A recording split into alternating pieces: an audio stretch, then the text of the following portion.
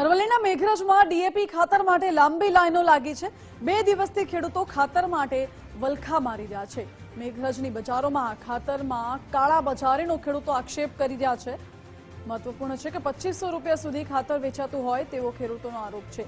એક તરફ કમોસમી વરસાદના કારણે ખેડૂતોના હાલ બેહાલ થયા છે, બીજી તરફ ખાતરની અછતથી ખેડૂતોને બેવડો માર પડ્યો। और मेरे को खातर 2 दिन से मैं आ रहा हूँ, 4 दिन हो गया लगभग। आज रोज चक्कर काटता हूँ, खातर अभी तक मिला नहीं है।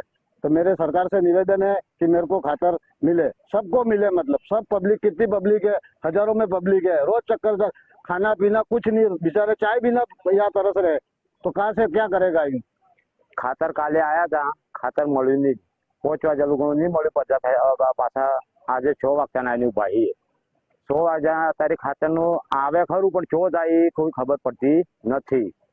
અને આજે ફરીથી ખાતર મળે કે નહીં મળતું એ કોઈ હજી સમ ખોલ્યું નથી।